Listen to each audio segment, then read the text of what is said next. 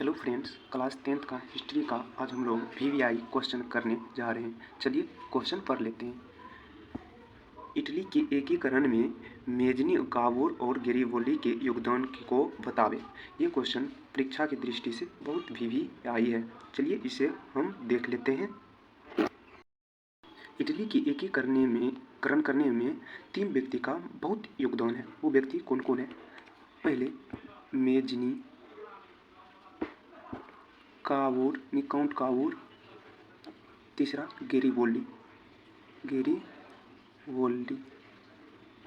तीनों व्यक्ति जर्मनी के थे, इटली के थे, इटली के थे।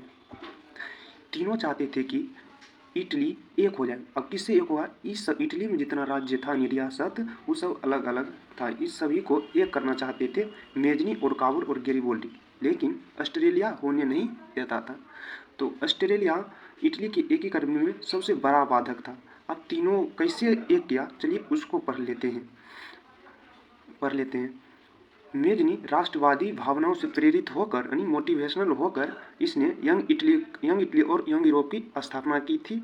और यह चाहते थे कि इटली एकीकरण हो जाए। चलिए पहले इसके बारे में पढ़ लेते हैं। परीक्षा में इस तरह से लिखिएगा तो 1 नंबर भी नहीं कटेगा।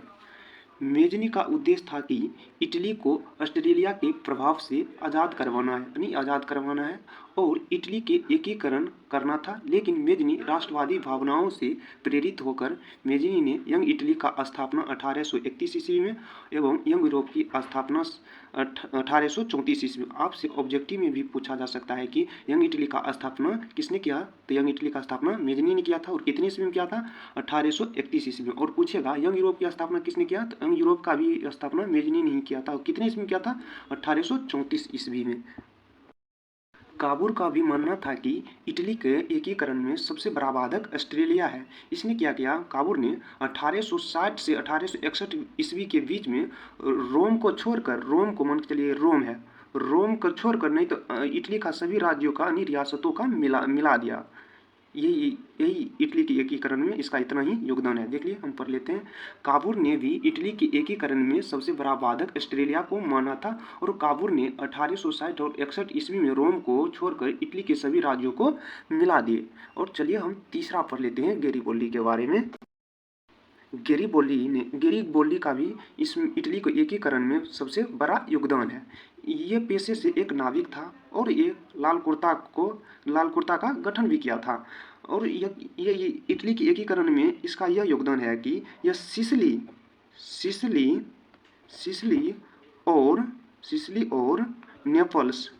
नेपल्स पर आक्रमण कर दिया और इन दोनों से जीत भी लिया था। और जीतकर इस सिसिली और नेपल्स का सभी धन जीतकर अपने राज्य को दे दिया, यानी इटली को। और सभी धन संपत्ति देकर और किसान के भांति जीवन जीने लगा था। चलिए इसके बारे में भी पढ़ लेते हैं।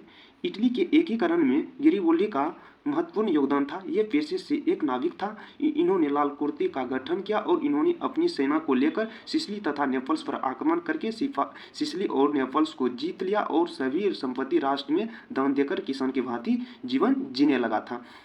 आपसे ऑब्जेक्टिव में यह भी पूछ सकता है कि मतलब गेरिबोल्डी पेशे से क्या था? तो गेरिबोल्डी पेशे से नाविक था। और कहेगा कि लाल कुर्ती का गठन किसने किया था? लाल कुर्ती का गठन भी गेरिबोल्डी ने किया था। इससे ऑब्जेक्टिव भी बनेगा और सब्जेक्टिव भी। मिलते हैं अगले वीडियो। Thank you.